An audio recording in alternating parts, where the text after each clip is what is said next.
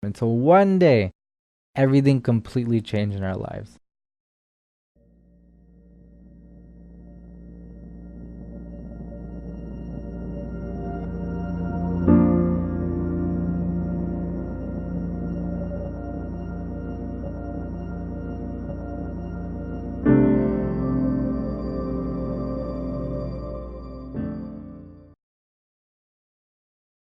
Hey you, welcome.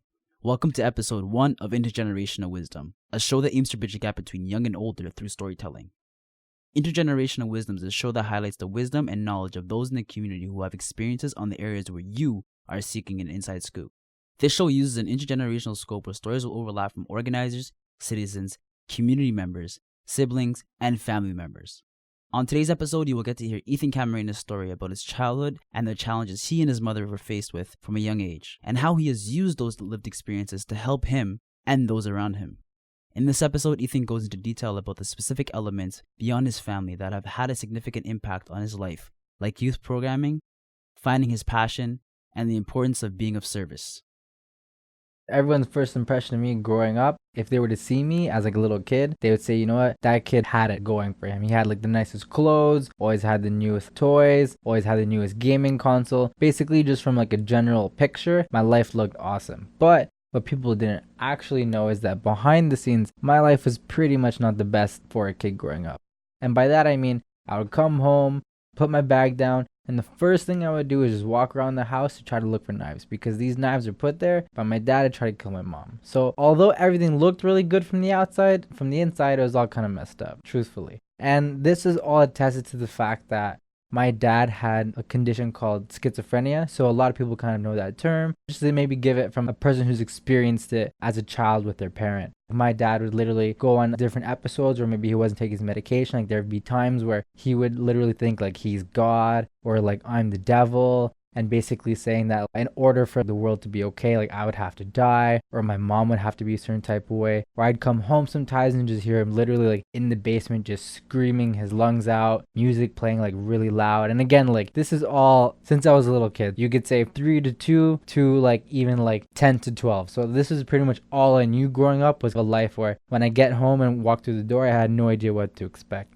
The average day for me growing up was basically just going to school. From there, not doing too well academically. I didn't perform too well growing up. So just going to school and just running through the motions, because that wasn't something that I was very fond of, because I didn't really do well at. And then basically my whole life was revolved around my personal life. So once I got home from school, or once I woke up, okay, what's gonna happen today in terms of like me, my mom, my dad? Pretty much how was I going to go about today, because each day could be completely different, especially given the fact that my dad was schizophrenic. So whether he's taking his medication or not, he could be completely different than when I met him yesterday. So as a kid, you're just really confused all the time, right? Because here you see like your dad act a certain type of way, he loves you, he acts like a great father, but the next day you could see him be a completely different person, like literally in your face, eyes wide open, red face, just screaming at the top of his lungs, saying that like, you're the devil, I'm God. It could be literally anything. There's been times where he's thought he's like a movie star. It could literally be anything from any day out, if he was going through an episode where he wasn't taking his medication. And as a kid, that's not something that I'd be very purview to in terms of, is he actually taking his medication or not, and so forth. So that's something that my mom would really have to handle growing up. I felt like even though I had so many things going on in my personal life that took most of my attention in terms of how to just go through my day and make sure me and my mom are okay, what was really a big priority for my mom, although we were going through all this, was my education. Although I wasn't doing too well, she would literally buy textbooks for different subjects like math, English, and make me try to read it as a kid. So even though I'd be 9 or 10, I'd be reading like the next grade up, like textbooks for math or English or so forth. So although things were pretty bad personally in our lives, one thing that she always stressed as like super important, almost as a way out, was education. Growing up, that was my day-to-day life, where it looked really good from the outside, but on the inside, it was not whatsoever what anybody could imagine, especially seeing a young chubby kid like myself who had pretty much the nicest clothes and the nicest everything that my mom and dad worked really hard for to get me. Even apart from everything that happened growing up in terms of like a bad childhood, through just the experiences of like my dad, if he had an episode, both my parents were really hardworking individuals, really smart, and did whatever they could to possibly provide me the best life that I had. So regardless of all the things that went down in my life, that's one thing I can definitely reflect on and be like, hey, thank you so much for doing that. Because although my life was bad, it definitely could have been a lot worse growing up as a kid. I feel like in general, what got me through my childhood was the hope that it was going to get better. And that was something that was echoed by my mom every single day, that although things are going to be bad today, tomorrow they can 100% be better. And that's based on how you feel and your outlook on life. I can definitely say that at the time I was like, yeah, you know what? If you make sure you work hard in school, like you're going to get through this, da, da, da. Like there was really nothing like that. As a kid, it was just going through the motions. The best memory I had growing up was definitely Christmas, because at that time it seemed like everything was okay in the world. I got all the things that I wanted. My family was around. My mom and dad were there. So everything was kind of okay at that point. You could say that they definitely weren't the best, obviously, but they weren't how they usually were. So that's kind of what made the season of Christmas the best memory for me as a kid growing up. So going through all this as a kid, it was funny because every single day I would come back, go through my motions, and just try to make sure that life was okay for both me and mom. Until one day, everything completely changed in our lives. Put down my book bag, look around the house. But the funny thing is, this time, when I actually opened the door, I can realize that something was a little bit different about today. When I walked in the house, I heard my dad absolutely losing his mind in the basement and screaming at the top of his lungs, saying that he's gonna kill us. And as a kid, that absolutely frightens you. So the first thing I did right away is drop my book bag. I ran up the stairs. I went in my room and I was with my mom. Me and my mom were in my room. We locked the door, and one thing led to another. My dad got into the room. My mom ended up getting hurt. I ended up getting hurt. And next thing you know, the cops came. So once the police came, they basically took my dad away and took me and my mom. And basically from there, we realized, okay, we obviously can't stay where we are anymore because of the incident. Because if, for example, if my dad would ever come out, or if my dad would ever be released from the police, he would know where we live. So after the incident that we had, we could no longer live together. So from there, me and my mom were forced to live in a homeless shelter and move our things right away until we found a new place. So once we did that, my dad was taken to jail for the incident that happened. One day, even before walking in the door, I knew something was different about today. And that was a day where my dad said that, okay, I'm gonna kill him, which was like me. So then at that moment in time, my mom was like, okay, like I can't let this happen. So I ran out to my room. Me and my mom were in my room. We locked the door. One thing led to another. My dad got in the room. He ended up hurting my mom. He ended up hurting me. The neighbors ended up calling the cops. They showed up. They took away my dad, and they placed me and my mom in a homeless shelter to live in momentarily until we found a new place. During this time frame, this wasn't the easiest thing to go through as a kid as well. And coincidentally, like I wasn't in school at the time. It was during summer, so I didn't have to worry about, do I have school in the morning? I just had to basically focus on our day-to-day life. So eventually, after staying at the homeless shelter for a little bit, we were eventually placed in a home in the south area of Ottawa, being the Alta Vista area. And that's where we lived in the next 8 years of my life. I was 12. That was the summer going into my grade 8 year. At that time, I wasn't really focused on reflecting and saying, okay, this actually just happened. I was just more focused on the next step, like what can we do to like get out of the situation we're in. Because growing up, I always had to be very aware of my situation and understand, this is the problem, I need to fix it by doing this. At that moment in time, like I was so focused on, this is where we're at, this is not good, let's move on. But that would always stop me from actually having time to sit down and be like, hey, that actually happened. Like, what does that mean to me? So at that time, I really had no idea, because again, I was just focused on being able to live somewhere with my mom and not be in a homeless shelter. So yeah, even though that was out of my hands, that's something that obviously I had to keep on thinking about every single day. Until basically the age of 15, I was just living in a life where every single day I had to focus on what was happening. Fast forward 1 year from that incident, my dad gets out of jail. Now, once he gets out of jail, there's actually technically a restraining order between my mom and me and my dad. But obviously, with everything we went through growing up, if you think about every possible variable, in some weird way, obviously, I still wanted to see him. I'm a kid still, you know?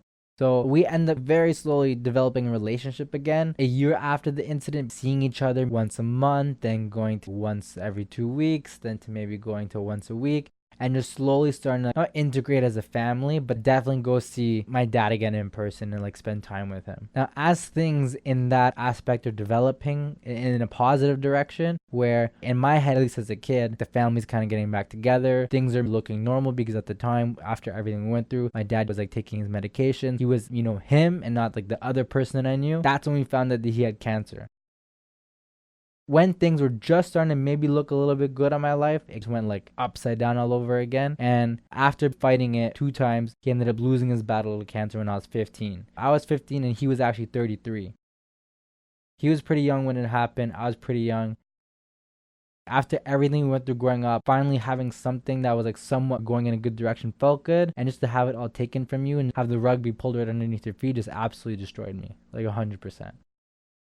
At the time, I was in grade 10, and it happened on February 18th of that year. And going back to school, again, just like I said before, the story of my life, I wasn't doing too well academically. I don't even know how I really passed my classes. I know there was one guy who was like my science teacher, and I'm pretty sure he made me pass my class with a 51 because of how bad he felt for me. He, gave me a blessing in disguise and ended up passing that class. And that decision from that teacher saved my life, because if it wasn't for that decision, I would have never discovered health and fitness through a free Good Life Fitness membership during that summer. And then that's when things turned around. So the same year that my dad ended up passing away was the same year my life absolutely changed. And again, those two have no correlation together, because one wasn't a byproduct from the other, but literally finding and discovering something that was going to help me personally is what completely changed my life. So after spending the 2 months of summer in Good Life and just grinding out every single day to work on my body, to work on my mind, I ended up losing 50 pounds in 2 months. And then coming back to school that September, everyone's looking at you and be like, hey, like, who are you? You don't look like the same kind of person. You look completely different. You look good. Finally having something positive in my life that's coming from something that's not personal in my life, just having an environment that's positive, that was completely new to me. And in my head, it was because I lost weight, I got fit. Now this is pretty much what absolutely changed my life. So then that's when I dedicated the rest of my 2 or 3 years to just health and fitness. And then from there it was like, okay, you know what?